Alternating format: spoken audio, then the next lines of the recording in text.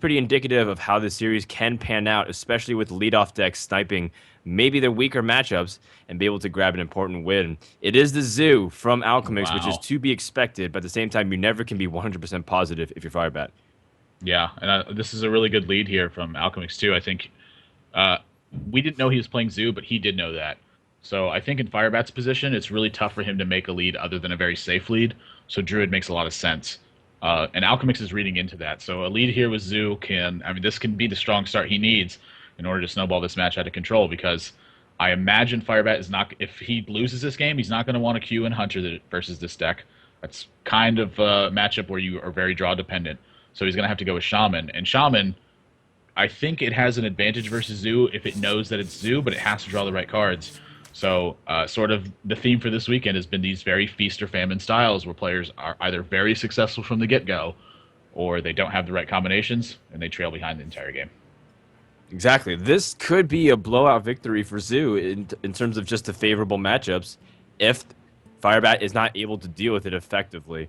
He goes for a full mulligan, which, I don't know if Firebat's exactly going to get what he wants. Oh, Oh, no. That is an even jeez. heavier hand. He had Harvest Golem and Senjin.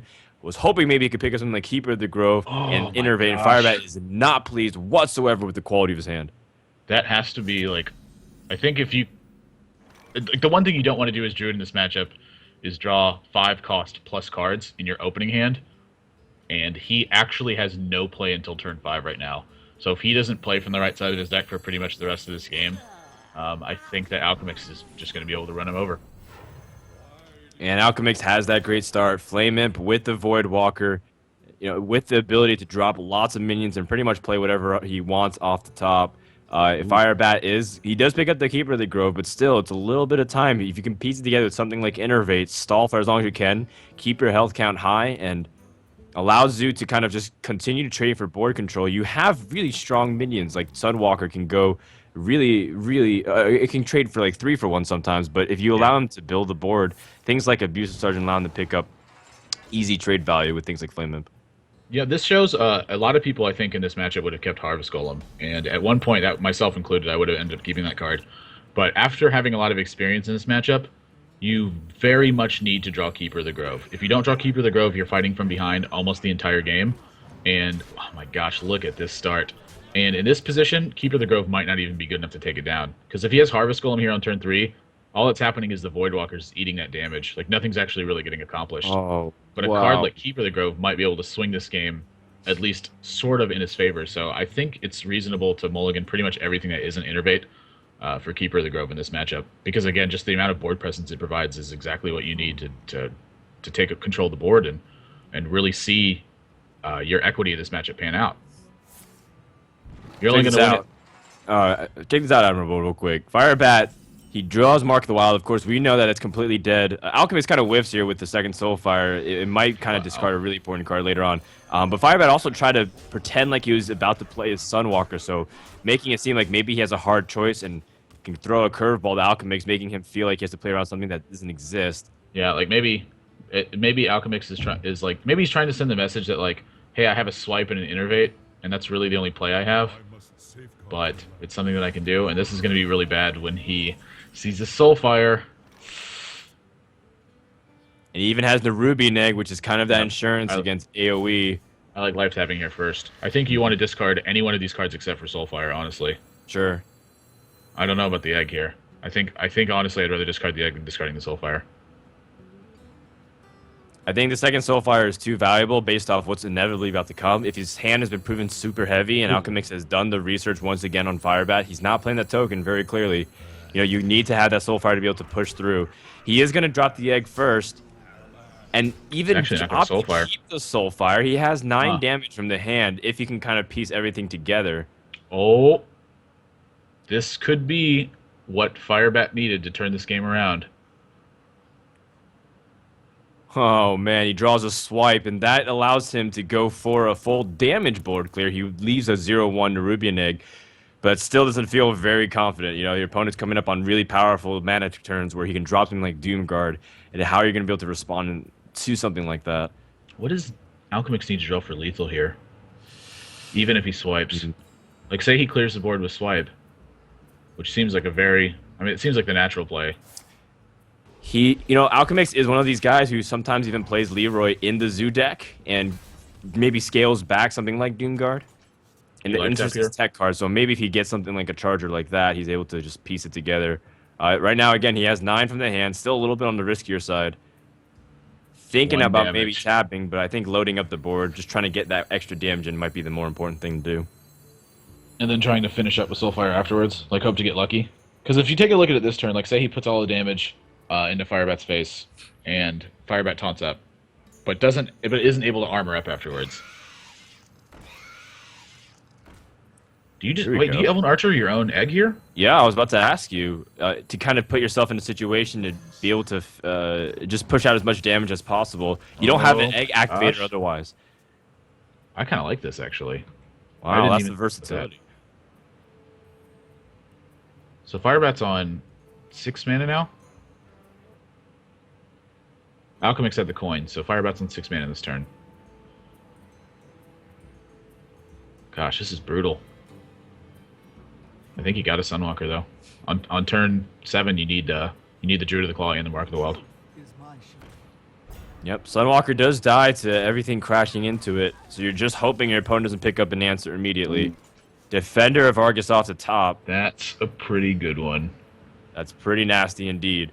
It's not going to be. It's a 50% chance to be lethal this turn. Believe if Alchemix wants to take that, but I don't think he needs to. So he can Defender up now. This 4/4 and the 1/2, and then the 5/5 is going to trample over this 4/5. Oh, Terror. Void Terror. Now that's interesting as well. think We haven't Alchemix is seen gonna too go much for the Void winning Terror turn. dominance, but it's still very effective in Zoo because of its way it synergizes with things like the Nerubian Egg. Yep. I think he's going to go for the win next turn. He's looking at the 50-50 right now. Oh my gosh, is he going to take it? Oh my gosh, he's going to go for it. Wow. I mean, why not? You're in such a down position, and he Oh my the gosh! Soulfire to the face has ended the game, and Alchemix has weighed his options. Firebat loses with his Druid deck, and that is one of the best ways you can kind of take out Zoo if you somehow... I agree.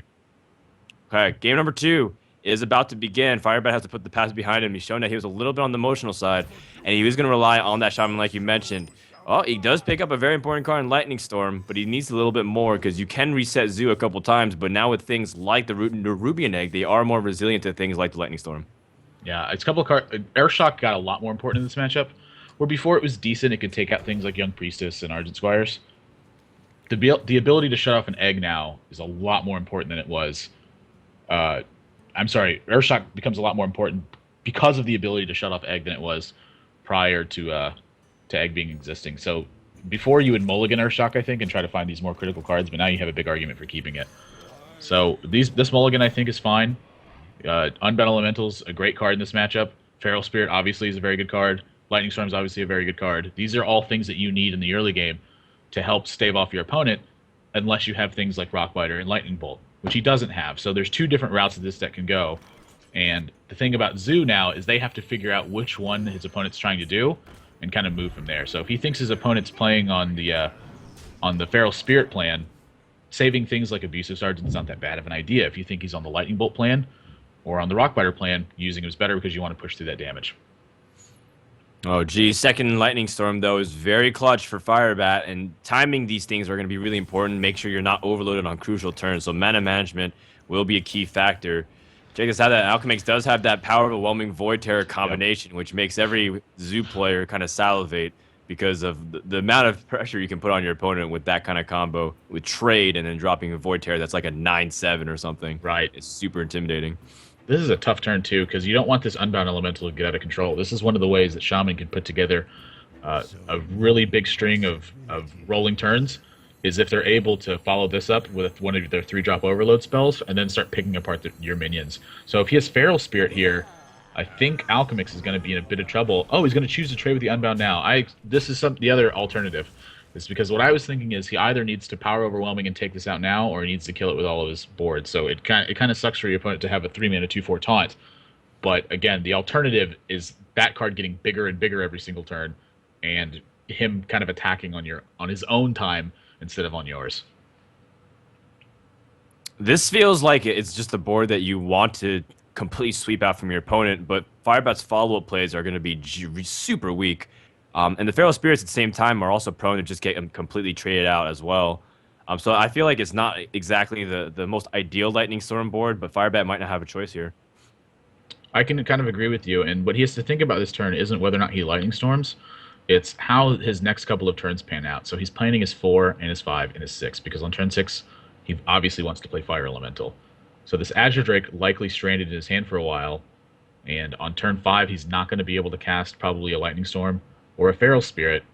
So he's got to think about how bad his turn 5 is going to be if all he has is Azure Drake. Like, In his that Hex a viable respect, plan here. is there merit to just totem passing because you don't want to overload yourself on turn 6? You'd use it for turn 4. I think there's a lot of merit to hexing as well, because you do kind of want a Lightning Storm on turn 4, going into 5. Mm-hmm. Also, a good I point. think totem passing is also reasonable, though. All of these options are viable, and they all have very different routes, and that's the issue here. Okay, well, he's going to go for the board sweep, and hopefully he really prays that Alchemix has cards that are slow, that kind of reset, or even situational ones, like a Defender of Arcus naked on the board. Yep, that's what happened. That's what Alchemix happens to have as situational cards. I think he's going to play this Void Terror here. I think a 3/3 is more than enough. He really wants to combo with that Power Overwhelming, though. That may be blinding him to what he needs to be doing.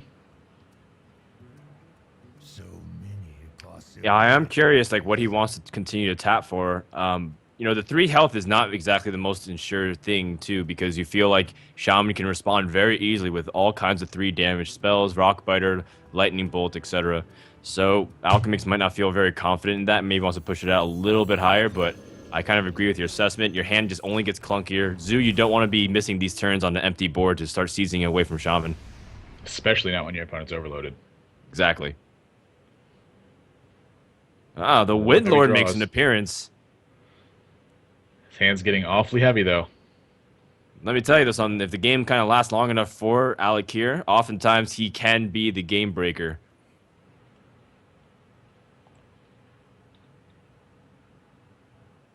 This is something that Firebat likes to do, by the way. He likes to grab these cards. Yeah, pretend like he kind has of tough options or something. it's something you don't see a lot of players do. It's something I did notice a lot of the players in the OGN tournaments were doing. Was kind of grabbing their cards and thinking a lot. This isn't something I see a lot of I think it NARG just players really do. acts as that. It's not really bluffing to an extent, but it's also just it helps you think while being able to make your opponent second guess themselves. Because look at Alchemist's screen, just all these cards are bouncing and he's kind of like hovering, taking a long time. And I like it. It's patient play. That's a pretty good one. Which do you taunt here, by the way, with the Defender of Argus? Do you taunt the Flame Imp to make yourself slightly more resilient to the naked Lightning Storm, or do you kind of push for a stronger minion so that way you can't just get picked up with value with a 3 damage spell? I don't want Earthshock to be that valuable against me, so I'm taunting up the Flame Imp here. And again, like you said, it makes you a little bit more resilient to another Lightning Storm. But he's already seen one from his opponent, so that may be not a worry of his. But something else to consider, too, is how Feral Spirit's going to be affecting you. Also true. Also true. If his opponent has it, that's for sure. Firebat Now comes that- up on turn 5, which is, again, a little bit awkward. That also being said, he doesn't want to be vulnerable to a very easy Rock Biter or Lightning Bolt.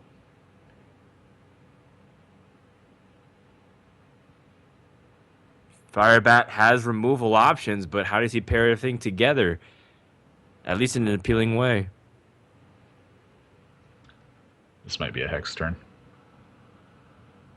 I think so, but then how sad are you when the Doom Guard comes out if that's what he's holding? Very. maybe, maybe it's an Azure Drake turn. This is tough. Again, it's normally this is a spot where you're kind of happy to cast your overload spells, but he needs to be playing this Fire Elemental next turn.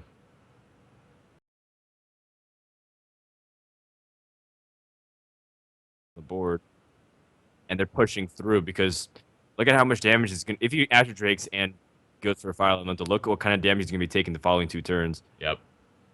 He's taking at least 11. Next one, he's going to drop to 12 health. His opponent has a Doom Guard. That's just going to put him at 7. Can he really Full bounce spell back? power. Class that doesn't have healing. Wow, I'm really surprised he chooses to use Feral Spirit when he has an option to use Lightning Storm after rolling spell power. Well, he wants a little bit of bigger value. Alchemix goes for the insta-tap because his Elven Archer isn't exactly the most expensive minion in mana cost, but it is enough to kind of push through with some of these Divine Shields and minions that have high enough health. Does he kind of account for the Lightning Storm, or is he just going to push for damage? Gosh. I don't know. I think you had your bets. I think you're not afraid of a Fire Elemental the following turn either, because he is overloaded, so at best, he has 4 mana. But he does end up going for the Tray, which is the right move based off the information we know. But of course, Alchemix has just taken the safe approach. Firebat top decks and a Rubian Egg, which would have been a lot more useful early game if he was kind of able to activate it to some degree. Having that 4 mana creature to try to pick off 1 or 2 creatures would have been excellent.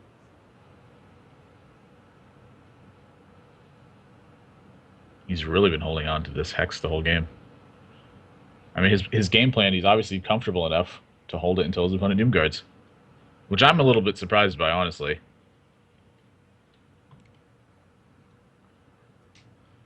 I can identify with Firebat though, because if you get that Doomguard drop right after you play the X, it's almost like a guaranteed loss in a way, because you have no way to deal that 7 damage. Right. Absolutely none, especially behind these taunts. So he might feel like a Hex into a Doomguard play is a guaranteed loss versus at this stage maybe the Hex can at least fight back, but I don't know if he has a better option at the moment.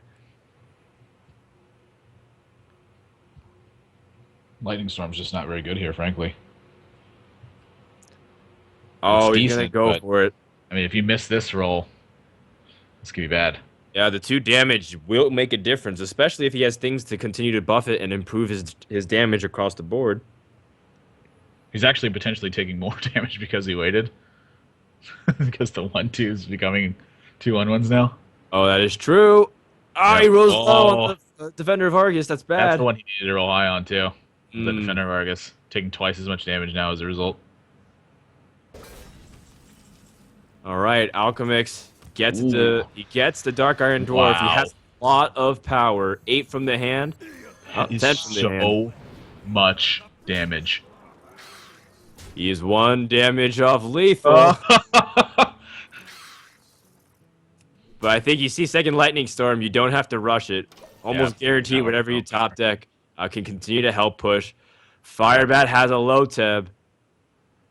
And this is exactly what I was mentioning earlier with Shaman, is it has all the tools to take down Zoo, but if it ends up drawing these heavier cards and isn't able to pick apart its opponent's turn, this is the situation you find yourself in. He's about to die with, let's count, 14, 19, 24. And he's got 29 mana worth of cards in his hand. And his opponent's got 1 mana worth of cards. Sick life. Firebat doesn't really have much options here. And whatever he does defensively just doesn't feel that great because, again, this is where like rolling high on or rolling low on the Defender Argus really comes to haunt him, because that 4 damage that's been done over the course of 2 turns makes it really difficult to kind of be able to snap call things like a Hex to stay alive, because then you only have 2 damage versus the 4, and then put you within range of dying to the Doomguard or Soulfire. So your range of having to play defensive and around, even though that seems like a kind of innocuous little unfortunate circumstance where he didn't kill off the Defender of Argus, really puts a dent into the plans of surviving 1 or 2 more turns. Yeah. I mean, he basically just took 4 extra damage this game because Defender Argus just lives. Sure. It's like taking a Soulfire extra from your opponent. Yeah. I don't think there's anything that Firebat can do to win this game. Especially given the hand of Alchemixt. Okay, well, it doesn't even get her Taunt Totem. Things have not been rolling Firebat's way this game. And now Alchemixt will power through because he has 8 damage right here and a Doomguard top card. Top just deck, in case. excuse me.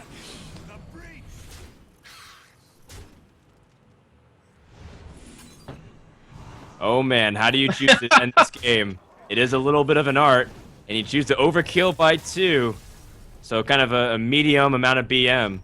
Alchemix not really kind of overkilling it, but he's played well enough and made some solid decisions, putting Firebat on the elimination brink for the winner's bracket. When we return, game number 3 between Firebat and Alchemix. Just kidding!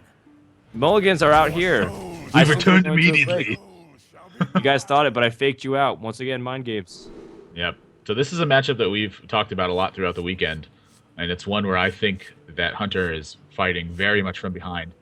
They're trying to use synergy-based minions to take an advantage of the mid game, but what Zoo is all about is very efficient trades and very efficient minions.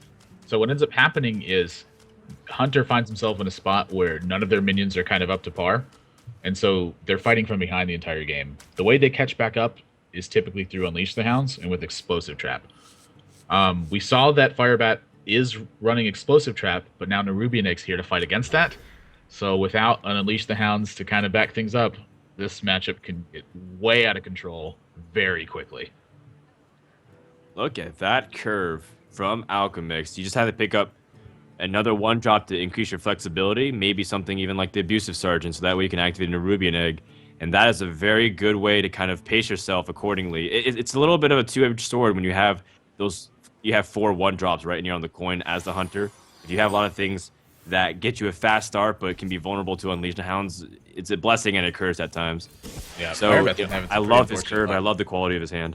Yeah, Firebat's been having some pretty unfortunate luck so far. He's just not managed to pick up any of the key cards in the matchup he needs right from the get-go. Stuff like he needed Rockbiter and he needed Lightning Bolt against Zoo in the first matchup. I'm sorry, in the last matchup with Shaman. And now in the Druid matchup, obviously, he wanted cards like Wrath, Wild Growth, Innervate.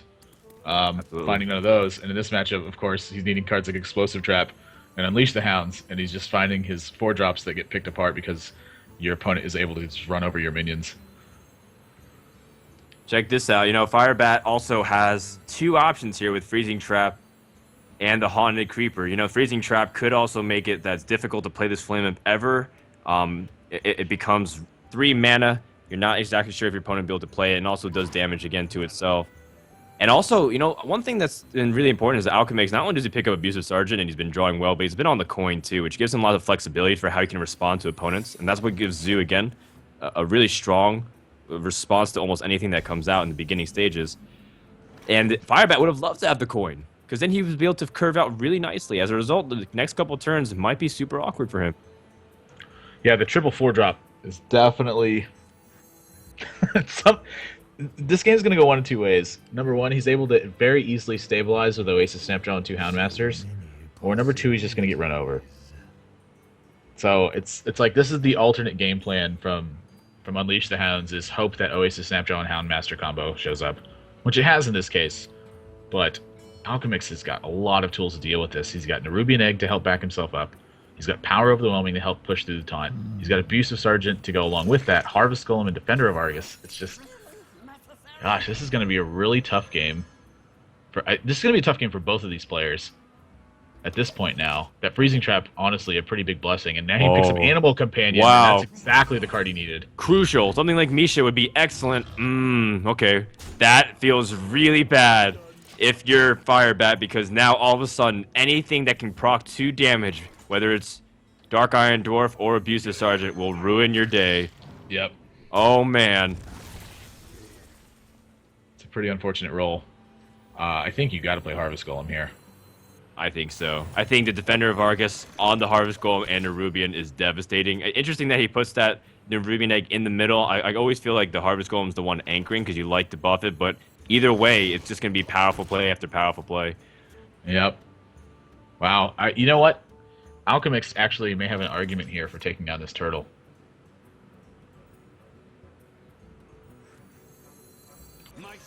Well, maybe he doesn't feel threatened at the same time. Force your opponent to have the Houndmaster rather than playing around it too much. It's a very quick play. I think he's getting a little bit excited that he's up 2-0, because he needs. I think it feels like he just didn't think about the implication of something like Houndmaster here and how much pressure that actually might be able to apply to his board. Maybe he's just not worried about it.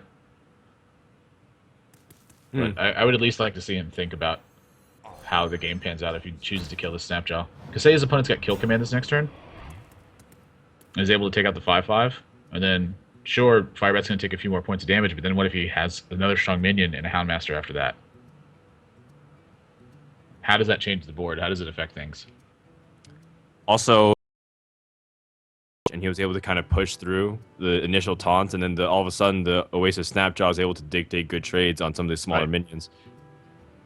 Yeah, I think that's a very valid criticism, but at the same time, I think Alchemist realizes that he has ways to kind of pressure anyways. The power overwhelming allows him to go for good trades to follow up if he needs to.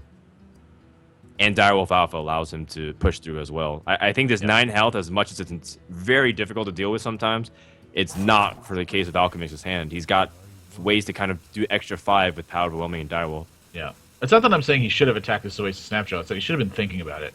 That's the difference between playing well and that's the difference between making the right play and making the wrong play. The players can make the exact same play, and one person can be wrong and one person can be right. And the difference is whether or not one player considered it and if the other player just did it. That's the major difference. It's sort of like when you think about poker plays. Like, anyone can do, in theory, what professionals do at poker. The difference is professionals know exactly why they're doing it. I want you to want to make these plays, right? Those kinds of arguments. Okay, I gotcha. Alchemixt draws the Dark Iron Dwarf. So again, these lots of buff ways to push through. How does he choose to do it? Power Overwhelming to take out the Oasis Snapjaw, Dark Iron Dwarf, or Direwolf Alpha to kind of push through. Pick your choice. I like that he's kind of reducing his board count as well, putting out a lot of damage while putting out high health minions. Not the easiest to unleash and respond to immediately. I don't think that Firebat's going to be able to get out of this game. This board is so strong from Alchemixt. 9, 10, 11. Yeah, he's just facing lethal. You can't really just play Savannah Highman because they're going to rush past the line and end the game. You might have to just Houndmaster with as much health as possible and pray for the best. And if Alchemixt draws something like Soulfire, this game could be over right here. Anything to kind of push through the taunt and use the Direwolf Alpha to end the game. Because he's got 11 right here. There's ML Juggler. MLG Juggler. Yeah. Yesterday. I heard he got signed by Optic Gaming yesterday after his performance. Move over, Nate Shaw. We have a new sheriff in town.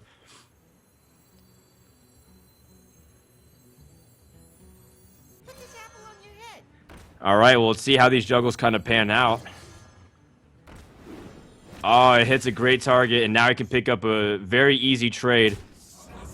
Knife jugglers have been very deadly. Of course, it's so easy to pickpocket these situations and show, again, how annoying Zoo can be, but Alchemist has positioned himself and played very meticulously to position himself for success. Firebat has an explosive trap. With that Leroy, might allow him to go for a full board clear. He has to play Leroy here, and now he has to risk this juggler killing his Leroy. Oh, okay. So he can breathe a sigh of relief as Leroy gets the trade here. But now Alchemist can have a couple of draws. Defender of Argus is good. Shattered Sun Cleric is good. I mean, this is the desperation move you have to go through to stay in this game. And Alchemist. Oh my gosh. That's actually lethal because the juggler is going to hit for 1. That is true. Unless he kind of attacks beforehand, but he's taking the safe option. And of course, Alchemist will lose his entire board other than the Doom Guard, but it won't matter. As he's going to take this series 3-0 and send Firebat to the loser's bracket while he's playing his Zoo deck 3-0. Second time it's been happening, back-to-back series, in fact, for WCNA Qualifier broadcast.